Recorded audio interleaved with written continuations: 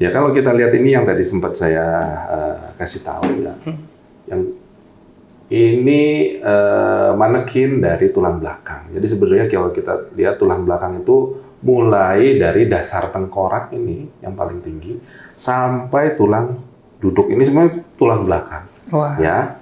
Dan yang dibilang sarafnya itu yang mana ya? Ini yang keluar kecil kiri kanan dan satu yang ada di tengahnya.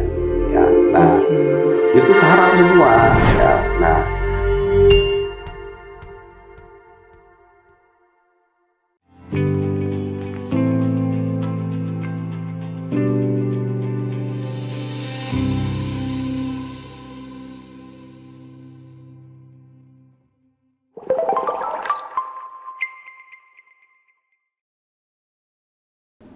Halo sahabat Indrayana, welcome back to podcast Sahabat Indrayana. Apa kabar sahabat Indrayana di rumah? Semoga baik-baik saja. Kali ini edisi sangat spesial dengan dokter baru kita, Dokter Subradi. Halo dokter. halo. So, welcome to klinik utama Dokter Indrayana dokter. Semoga dengan kehadiran dokter sahabat Indrayana yang mungkin ada masalah seputar saraf bisa teratasi dengan hadirnya dengan Dokter Subradi. Langsung saja, hari ini merupakan edisi yang sangat spesial di mana kita akan bahas topik tentang bedah saraf ataupun penyakit saraf, yaitu tentang saraf kejepit dok. Nah, ngomong-ngomong tentang saraf kejepit, kita punya beberapa fakta nih terkait saraf kejepit. Faktanya dok, menurut Organisasi Kesehatan Dunia atau WHO, yaitu sekitar 25 juta orang di seluruh dunia menderita cedera saraf tulang belakang. Wow, luar biasa banget ya. Jumlah penderita yang sangat besar.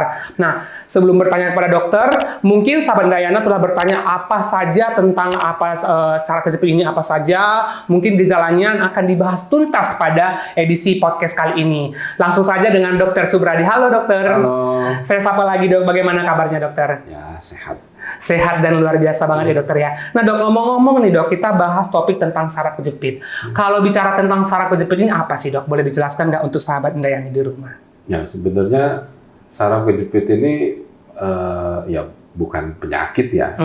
Semua orang, karena semua orang bisa mengalaminya. Ya memang secara prevalensi atau epidemiologi dulu dibilang usia di atas 40. Tapi sebenarnya bisa terjadi kapan saja. Karena yang paling sering kita ketemu sekarang itu kalau usia muda karena kecelakaan, itu bisa saraf kejepit terjadi. Jadi utamanya saraf kejepit itu terjadi penekanan saraf yang keluar di tulang belakang, dalam area ini saraf tulang belakang ya. Dan tulang belakang itu kita tahu ada 33 ruas. Jadi ya setiap ruasnya bisa mengalami jepitan, dan dia ada sisi kiri dan sisi kanan. Nah, itu yang menyebabkan keluhannya itu sangat bervariasi. Wah, jadi memang bisa saja keluhannya bermacam-macam ya dokter ya. Nah, mungkin yang perlu kita share ke sahabat Indrayana dok, mungkin bisa dijelaskan sih dok bahwa syaraf di tulang belakang itu bagaimana bentuknya, atau mungkin dokter bisa kasih visualisasi untuk sahabat Indrayana di rumah. Oh iya. Ya kalau kita lihat ini yang tadi sempat saya kasih tahu ya, yang ini manekin dari tulang belakang. Jadi sebenarnya kalau kita lihat tulang belakang itu mulai dari dasar tengkorak ini yang paling tinggi sampai tulang duduk ini semua tulang belakang. Wah. Ya. Dan yang dibilang sarafnya itu yang mana ya? Ini yang keluar kecil kiri kanan dan satu yang ada di tengahnya ini. Ya. Nah. Itu saraf semua ya. Nah, kadang orang ini saraf kejepit itu yang besar apa yang kecil? Ya sebenarnya orang nggak bisa milih yang besar atau yang kecil. Dan karena orang nggak bisa milih itu, jadi kita biasanya perlu pemeriksaan. Nah, itu yang biasanya kita perlu konfirmasi dengan pemeriksaan pasiennya datang, kita periksa, ditambah dengan pemeriksaan radiologi tambahan. Ya, itu tujuannya untuk ya kita melokalisir nih yang mana sebenarnya yang sakit. Banyak loh, dari 33 ruas ditambah ada yang di dasar tengkorak dan di tulang duduk ini. Wah, ya, gitu. Berarti banyak ya 33 ruas dan itu bervariasi ya dokter ya. Nah, gitu. Yang menjadi pertanyaan selanjutnya adalah dokter, mungkin penyebab yang paling sering utama sehingga menyebabkan saraf ini menjadi kejepit dok? Ya, biasanya yang kita ketemu itu kalau usianya paling muda, pasca kecelakaan, biasanya dia jatuh terduduk di rumah ya, atau dia lagi berkendara motor gitu, dia tabrakan ya. Itu kita sering ketemu dan itu juga bisa bukan sendiri saraf kejepit, kadang disertai dengan cedera tulang belakang Iya, gitu. dokter ya. Nah, itu kalau kejadiannya atau keluhannya langsung. Jadi habis kejadian, habis jatuh langsung ada keluhan nyeri menjala atau nyeri di sekitar tulang belakang ya. Ada juga pasien-pasien yang keluhannya itu terjadinya sudah lama gitu. Sudah lama itu biasanya kita bilang kronis ya, lebih dari 12 minggu atau 3 bulan.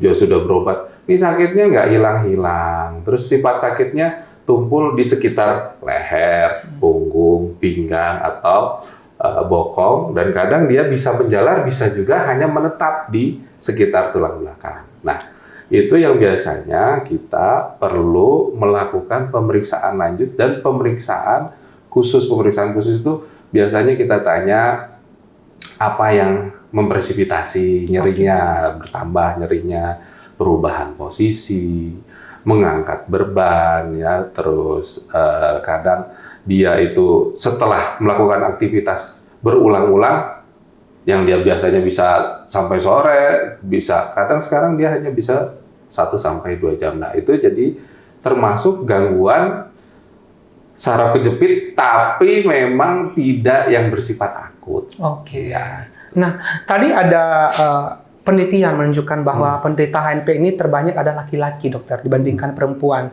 Dan juga HNP ini katanya lebih banyak dialami pada usia di atas 50 tahun. Bagaimana, dok? Melihat penyebab faktornya? Ya. Memang kalau melihat kalau penyebab HNP atau jepitan sarafnya karena bantalan ya. Jadi jepitan saraf itu bisa macam-macam, bisa karena gerakan berlebih, itu yang tadi kalau aktivitas. Ya. Terus bisa karena kecelakaan, benturan ya.